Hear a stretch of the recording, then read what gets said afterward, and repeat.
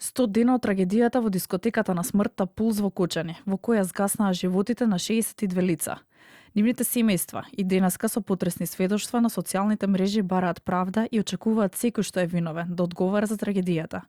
Повредените и преживеаните со потресни и трогателни сведоштва се сеќаваат на кобната ноќ. На левата рака сум трансплантации на прсти и на дланка, на десната рака имам кожа одземена од сопствените нози. Се јавив на мојата сестра да прашам како е мојата внука и она ми кажа дека е почината. Бев под депресија, не можев да го прифатам тоа што сум го изгубил. Уопште не се нервирам за моите раци што се вакви, како што ми криво што го изгубив моето ангелче. Правдано и ресет на системот по 100 дена од трагедијата, со 100 пораки пред клучните институции во Скопје до надлежните. Побараат граѓанската иницијатива која следа. Од иницијативата посочија дека овие 100 крика за подобар систем не се мидливи желби и фантазии, ниту пак реторички прашања, туку критики за системот. И додека семејствата на настраданите во пожарот и граѓаните чекаат правда и бараат одговорност, судовите се уште се докажуваат каде ќе се суди обвинението. Се уште не е пристигнато мислење и предметот од обвинителството до Врховниот суд. Од обвинителство најавија дека денеска ќе биде доставено мислењето до Врховниот суд. Барањето за мислење вчера попладне е доставено до јавното обвинителство на Република Северна Македонија, а во текот на денешниот ден мислењето ќе биде доставено до Врховниот суд. Дел од адвокатите на обвинетите реагираа на социјалните мрежи дека се уште не го добиле обвинението и сметаа дека институциите потврлиле.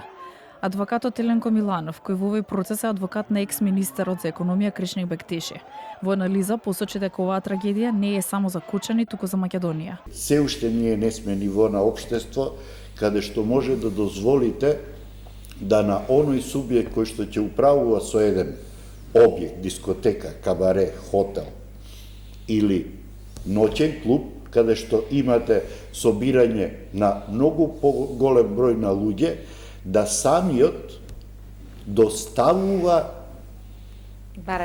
барање во кое што ќе наведе дека се исполнети сите минимално технички услови за обавување на таа дејност и да вие тоа негово барање, а таков е законот, го прифатите како такво без контрола од ниту една инспекцијска служба. Според Звонка Давидовиќ, адвокат на член на обезбедувањето, законот и правниот систем е урнисан.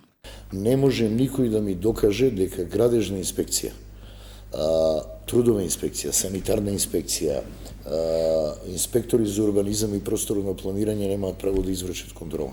МВР нема право да изврши контрола. Тој објект, односно таа фирма била блокирана со месеци, со години. Каде е управа за јавни приходи, што е Кочани огромен град, од 30 милиони жители, па они не се знаат меѓу себе, гледаат дека доаѓаат и странски гости, таму пејачки, колку што слушнав, и управа за јавни приходи не наоѓа за сходно да отиде и да провери што се случува во објект кој го раководи фирма која што е блокирана. Пред речиси 2 недели, јавното обвинителство поднесе обвинение за 34 физички и 3 правни субјекти за загрозување на општата безбедност. Додека пак во обвинителството за гонење на организиран криминал и корупција, се уште е отворена истрага за полициските службеници, меѓу кои и оние кои купната ноќ биле на увид во дискотеката.